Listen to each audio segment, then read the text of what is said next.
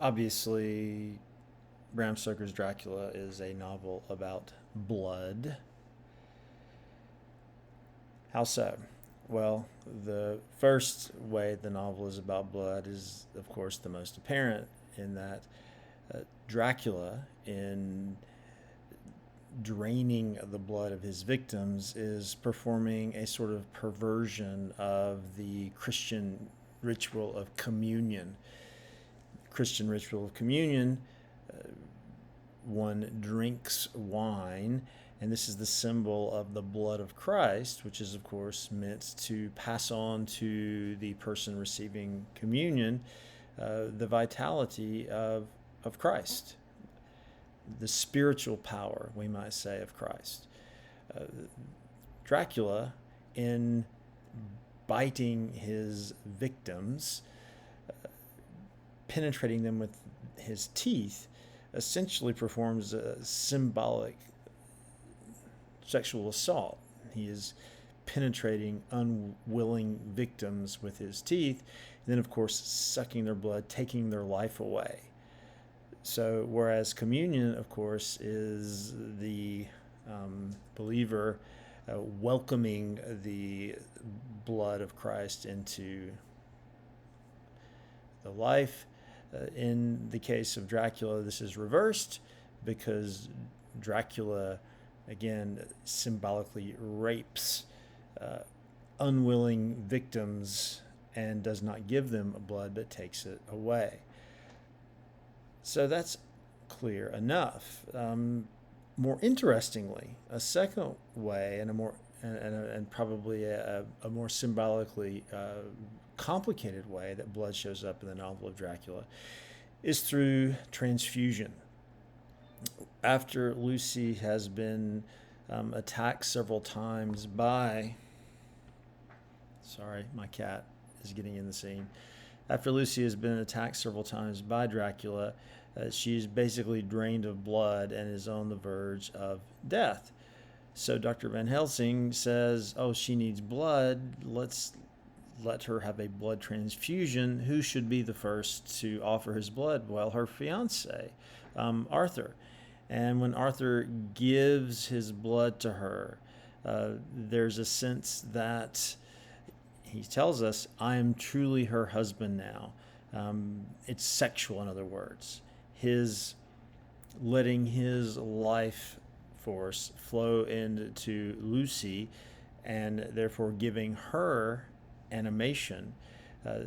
Overtly, there is a sense that to give blood to another is to have sex with another. And in Arthur's case, this is a good thing because he is in love with Lucy, and now he can say that he is truly her husband because he has consummated their relationship. Well, this becomes complicated when, upon finding Lucy much worse for wear after the Count Dracula has come to visit her again, Dr. Van Helsing and Dr. Seward say, well, Lucy needs blood right now, so let us give her a transfusion. Well, Dr. Seward, who was one of Lucy's suitors, losing out to Arthur, immediately feels the sexual rush of this. Like, oh yes, I can give her my blood. Let me give her as much blood as I can, he says to Dr. Van Helsing. So it's clear in Dr. Seward's mind that this is a kind of sexual act. And then Dr. Van Helsing, himself, probably twice Lucy's age, gives blood too. And both men are a little squeamish about what they've done. Dr. Van Helsing says, oh, no, we should not tell Arthur this. It's essentially, we have cuckolded him in a way. Now, we can say, look, these men are heroic in that they are giving blood to Lucy to give her life, to keep her alive. And indeed, the blood transfusions that are described in the novel were probably pretty accurate. Bram Stoker came from a family of physicians. Some of his brothers were physicians. And blood transfusion was a valid medical procedure in 1897 when the novel was published. One Dr. Blundell was able to achieve human-to-human blood transfusion in the early 19th century. Before this, it was often thought that maybe animal blood would be ultimately better for humans than blood from other humans. And so there were animal-to-human transfusions. It was ultimately found, though, that human-to-human transfusions would be better. So, on the surface, what these men do are virtuous acts of self-sacrifice to bring a dying young woman back to life. But as Seward and Van Helsing acknowledge, there's something a little untoward about giving blood to a woman that is in a romantic relationship with another man. And we can take this a little further. Lucy, for much of the novel, after her attack from Dracula, is passive. She lies without energy, and she's totally dependent upon men for her vitality. Lucy's character is much different. Mina's character is much different later in the novel. She too must battle with Count Dracula, but she shows herself to be a more active and wily foe. But Lucy, in some ways, can be seen as a hypersexualized being, ultimately someone who is utterly dependent upon men for happiness and life. She says at the beginning of the novel that, I have 3 suitors who are pursuing my hand in marriage. I wish I could marry all 3. Quincy Morris, the cowboy from America, Dr. Seward, who runs the insane asylum, and of course Arthur, the member of the British aristocracy, says, I wish I could marry all 3 of them. So there's already a sense early on that she's kind of hypersexualized and that she can only find happiness with men. Then later, after she's been attacked by Dracula, she is dependent upon men for her very life through the various transfusions, which essentially means that she is in some ways married to more than one suitor. If you think of the giving of blood, the having sex as a kind of consummation of marriage. Well, then, after she actually dies, she becomes a vampire and she feeds on children.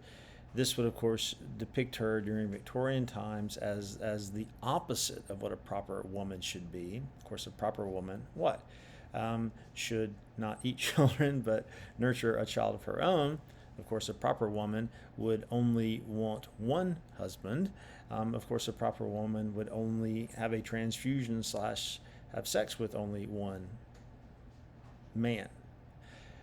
Well, Van Helsing says we must kill with a wooden stake vampire Lucy, and we must decapitate her.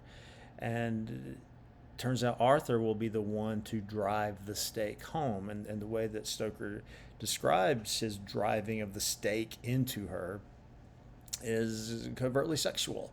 That he hammers it home with the wrath of Thor or something along those lines. So there's this odd sense that Arthur still wants to have sex with this woman, but because she's a vampire, he wants to kill her. But the killing is sexualized. It's a kind of sexual assault. It's a kind of rape.